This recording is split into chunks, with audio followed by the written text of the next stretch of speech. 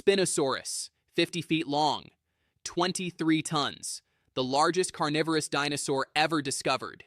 A T-Rex wades into shallow water, hunting fish, prey beneath its usual standards. Fatal error. The water explodes. Spinosaurus erupts from below, those 6-foot jaws already open, already closing. 16,000 pounds of crushing force. The impact sends shockwaves through murky water. T-Rex roars, twists, tries to bring its own legendary bite to bear. Can't.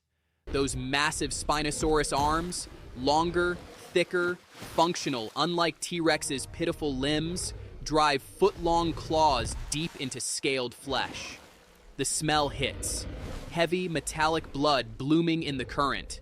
T-Rex thrashes, burns oxygen. Those powerful legs, built to charge across open plains, find no purchase in soft riverbed mud. Spinosaurus holds position. That sail rising from its back isn't decoration. It's a banner of 60 million years ruling rivers and coasts. While T-Rex evolved the strongest bite on land, Spinosaurus sacrificed some jaw power for something more valuable here. Reach, aquatic agility, the ability to twist and hold prey underwater. The king of dinosaurs tries to surface. Spinosaurus's crocodilian snout hooks around its neck, yanks downward. Those conical teeth, designed to grip struggling fish, not crush bone, punch through scales and hold. Just hold. T-Rex's vision blurs. Lungs scream. The riverbed becomes a tomb. In its domain, on its terms, Spinosaurus doesn't just win. It makes the land's apex predator look helpless. Giganotosaurus, 43 feet of coordinated nightmare. South America's answer to a question nobody asked. What if T-Rex hunted in packs?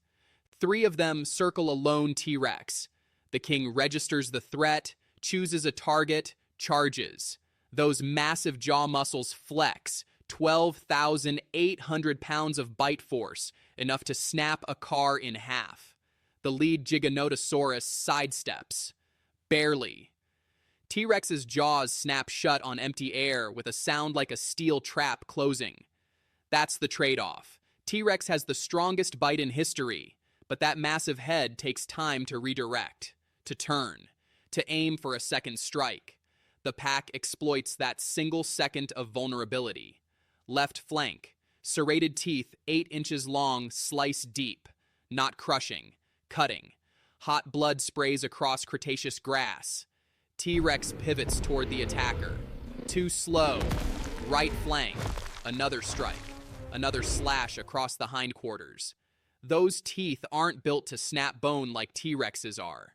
Giganotosaurus sacrificed crushing power for blade-like edges that regrow constantly, stay razor sharp, slice through flesh like tissue paper.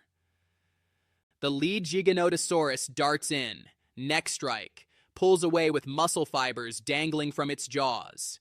T-Rex roars, the sound echoing across prehistoric plains. Fury, pain, recognition that power means nothing when it can't track 3 opponents simultaneously. The king's head swivels, looking for something to bite, something to crush, some way to use that legendary jaw strength. The pack circles, patient, professional. They've done this dance against Argentinosaurus, 80-ton titans that dwarf even T-Rex. They know how to bleed giants, know how to wait. T-Rex's movement slow as blood pressure drops. Those powerful legs tremble. The pack closes in, and the strongest bite in history never lands again. Carcharodontosaurus, shark-toothed lizard. The name promises violence. It delivers. 44 feet long, 8 tons, stalking across Cretaceous Africa. T-Rex spots it. 2 apex predators, same size class, eye to eye. The king charges. Instinct, dominance, the certainty that its bone-crushing bite ends all challenges. Carcharodontosaurus doesn't meet the charge. Doesn't need to. It glides sideways.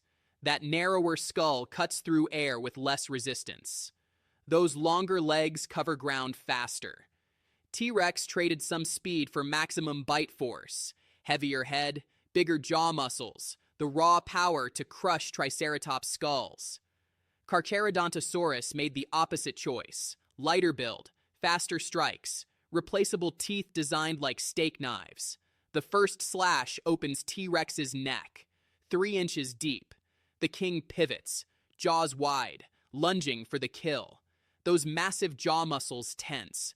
Carcharodontosaurus is already gone, danced backward, circled left. Second slash, shoulder this time. Hot blood patters onto sun-baked earth. The metallic scent hangs thick in African heat. T-Rex lunges again. Again. Each attack burns energy, finds only air. Each miss means another slash. Legs, flanks, tail. Carcharodontosaurus keeps those shark teeth fresh, cycling through replacements every few weeks. T-Rex's teeth break. They take months to regrow. Another trade-off the king can't afford. The blood loss compounds, vision tunnels.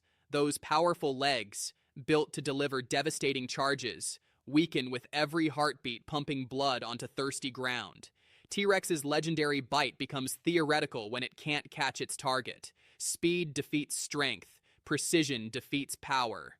The king collapses, and Carcharodontosaurus doesn't have a scratch. Tarbosaurus, Asia's Tyrannosaur. Almost identical. Almost. Slightly smaller, slightly lighter, but pound for pound, stronger bite force. Those jaw muscles are anatomical nightmares. Thicker, denser, optimized through millions of years competing against different challenges than T-Rex ever faced. They meet on neutral ground, a hypothetical battleground where North American king faces Asian emperor. Same body plan, same weapons, same instincts. But Tarbosaurus evolved in Mongolia, hunting Saurolophus in defensive herds, fighting Alioramus for territory, sharpening combat skills against Tyrannosaurs just as deadly. T-Rex dominated a continent with fewer serious competitors. Different pressure, different edge. The fight erupts. No circling, no hesitation. 2 biological battering rams collide. The sound of impact, hollow, meaty, bone on bone. T-Rex bites first. Ribs crack like gunshots. Tarbosaurus doesn't retreat. Returns the bite, aims lower. Femoral artery. That's the difference. T-Rex evolved overwhelming force against powerful prey. Tarbosaurus evolved surgical precision against equals. Both bleed, both roar. But T-Rex's bite targeted bone. Impressive damage, not immediately fatal. Tarbosaurus's bite targeted the artery. Less dramatic, absolutely lethal. Blood pressure in T-Rex's leg drops catastrophically. That massive frame, built on the assumption those legs never fail, collapses. The king tries to rise. Can't. Tarbosaurus circles, patient, watching its genetic cousin weaken. Not stronger, not bigger, just more precise in the one moment that mattered. The emperor claims the battlefield, and the king's blood soaks into foreign soil. Triceratops, 9 tons of armored fury, not a predator. That's exactly what makes it deadly. 3 horns, each 3 feet of solid bone. Neck frill, 2 inches thick, protecting every vital structure T-Rex targets. Fossils show the story. Bite marks on Triceratops bones, healed over. Survivors, prey that won. T-Rex stalks one across open plains. The usual strategy: ambush, bite the neck, crush vertebrae, quick kill. Triceratops spots the predator, doesn't run, lowers that massive skull. Those horns align forward, brow horns aimed at chest height, nose horn angled upward to hook and lift. 25 miles per hour. That's how fast 9 tons accelerates into a charge. The ground trembles. T-Rex commits. Charges too. Jaws open for that legendary bite. The king has crushed dozens of Triceratops skulls. Won dozens of these confrontations. Assumes this ends the same way. It doesn't. The horns connect first. 3 feet of bone driven by 9 tons at speed. The sound, wet, crunching, final. Those brow horns pierce T-Rex's chest between ribs, punch through muscle, scrape against lung tissue. The nose horn hooks upward, catches the king's lower jaw, lifts. T-Rex's feet leave the ground. 9 tons of herbivore momentum doesn't stop. T-Rex slams down. Ribs shatter. Organs rupture against broken bone fragments. The king tries to bite, manages to crack Triceratops's frill. Not enough. That frill evolved specifically to survive this bite. T-Rex didn't evolve to survive being gored. Both animals bleed. Both will die here. But Triceratops proved something. The king's strongest weapon means nothing when prey strikes first. Defense became offense, and the apex predator dies on the horns of its favorite meal. Ankylosaurus, 8 tons of walking fortress. Bone armor plates fused across every surface. T-Rex teeth, designed to crush Triceratops skulls, can't penetrate, can't even scratch. But armor isn't the threat. That tail is. 60 pounds of solid bone fused into a club. Specialized vertebrae creating a rigid handle. Massive muscles generating rotational force. Impact velocity, 45 miles per hour at contact. Force equivalent to a medieval mace swung by a giant. T-Rex circles, searching for weakness. That soft underbelly. If it can flip this tank. The king lunges, tries to hook its jaws under Ankylosaurus's flank, uses its weight advantage. 8 tons don't flip easily, but T-Rex has the power. The tail swings. Hollow thud, bone on bone. T-Rex's femur doesn't crack. It explodes. Fragments. Shrapnel of bone-shredding muscle from the inside. The apex predator crashes sideways. That massive frame suddenly a liability without working legs. Ankylosaurus pivots, aims. Those specialized tail muscles have practiced this swing for years, defending against predators, perfecting precision. The club accelerates. Second impact, ribs. The sound echoes across Cretaceous landscape. Shattered bone beneath scaled hide. T-Rex tries to rise, can't. Tries to crawl, can't. Those tiny arms, useless for locomotion, scrabble at dirt.